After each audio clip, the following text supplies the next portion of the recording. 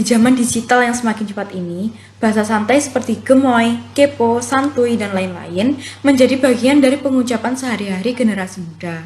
Bahasa ini membantu menunjukkan kepribadian dan mempererat ikatan dalam percakapan santai. Namun, karena digunakan secara luas, banyak orang khawatir bahwa kemampuan berbahasa Indonesia yang benar akan luntur. Padahal, kedua jenis bahasa ini bukanlah musuh, melainkan dua teman yang bisa saling melengkapi. Bahasa santai membuat komunikasi terasa lebih hidup dan akrab. Sementara bahasa baku adalah dasar yang kuat untuk keperluan resmi, akademik, dan profesional. Hidup di era digital bikin kita semakin dekat dengan bahasa santai.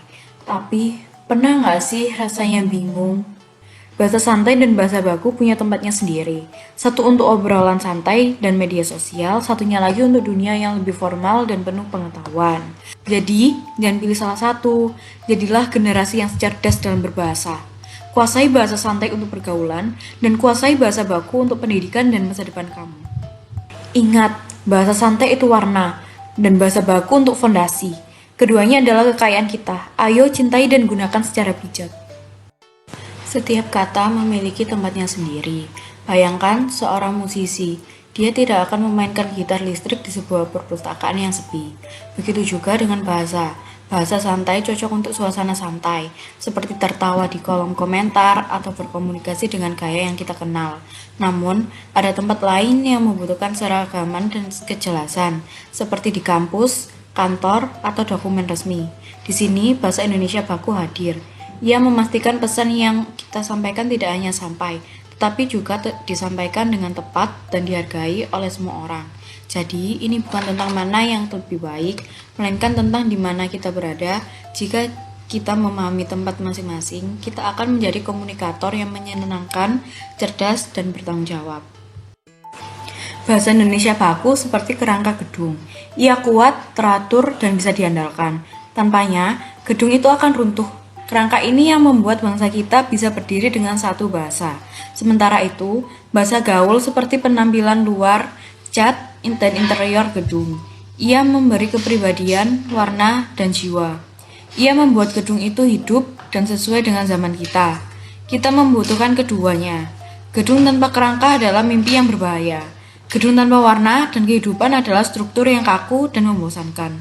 Mari kita jaga bersama kekuatan fondasi dan keceriaan warnanya.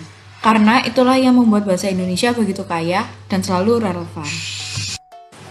Di tangan kita ada dua senjata rahasia untuk menguasai dunia. Senjata pertama adalah bahasa gaul. Ini adalah cara kita masuk ke dalam percakapan terbaru, membangun hubungan, dan mengekspresikan identitas dengan gaya yang autentik. Senjata kedua adalah bahasa Indonesia baku. Ini adalah pedang yang akan kita gunakan di medan yang sebenarnya. Saat menyampaikan ide hebat, menulis karya inspiratif, dan meyakinkan orang dalam dunia profesional. Generasi yang hebat bukan hanya pilih satu senjata. Mereka mampu menguasai keduanya. Mereka yang bisa berpindah dari obrolan santai ke diskusi mendalam. Itulah kekuatan sejati. Kuasai kedua senjatamu dan terima masa depan dengan percaya diri. Bahasa seharusnya menjadi jembatan, bukan tembok yang memisahkan. Bahasa gaul adalah tempat untuk bermain bersama teman-teman sebaya. Sedangkan bahasa baku adalah cara kita memperlihatkan rasa hormat kepada orang tua, atasan, dan lembaga resmi. Ketika kita bisa menguasai kedua jenis bahasa ini, kita sedang membangun jembatan yang menghubungkan dunia modern dengan kearifan tradisional. Kita bisa berbincang santai dengan bahasa santai di satu saat, dan di situasi berikutnya bisa berbincang dengan sopan dan terstruktur. Itu kecerdasan berbicara sejati, mampu menyesuaikan diri tanpa kehilangan identitas. Dengan mahir dalam kedua gaya bahasa ini, kita tidak hanya dianggap keren di mata teman, tetapi juga dihargai dan dipercayai oleh lingkungan yang lebih luas. Seperti smartphone yang punya mode ringtone dan mode silent, kita juga perlu punya mode bahasa yang berbeda. Mode bahasa gaul seperti ringtone atau hidup, ceria, dan penuh warna untuk situasi santai. Sementara mode bahasa baku seperti silent mode, teratur, sopan, dan fokus untuk situasi formal. Bayangkan, betapa tidak profesionalnya jika suara tertawa terdengar saat sedang presentasi penting, atau betapa kaku dan ketinggalan zamannya jika menggunakan bahasa resmi dalam obrolan santai dengan teman dekat. Miliki kedua mode ini dalam diri, lalu gunakan dengan tepat sesuai dengan situasi yang sedang dihadapi. Bahasa Indonesia yang baku adalah harta karun yang sangat berharga dari leluhur kita. Ia lahir dari usaha para pemuda pada Sumpah Pemuda yang ingin menggabungkan bangsa ini dengan satu bahasa. Bahasa gaul adalah bentuk inovasi dari kita, menunjukkan bahwa bahasa ini tetap hidup, berkembang, dan sesuai dengan zaman. Sebagai anak muda, tugas kita bukan hanya mewarisi, tetapi juga melanjutkan. Kita harus menjaga kualitas warisan ini sambil terus menghasilkan inovasi yang menjadikan bahasa tetap relevan. Jangan biarkan warisan itu rusak, tetapi jangan juga takut untuk kreatif. Karena bahasa besar adalah bahasa yang mampu melestarikan tradisi sekaligus menerima perubahan. Bahasa gaul dan bahasa baku seperti dua sisi dari koin yang sama.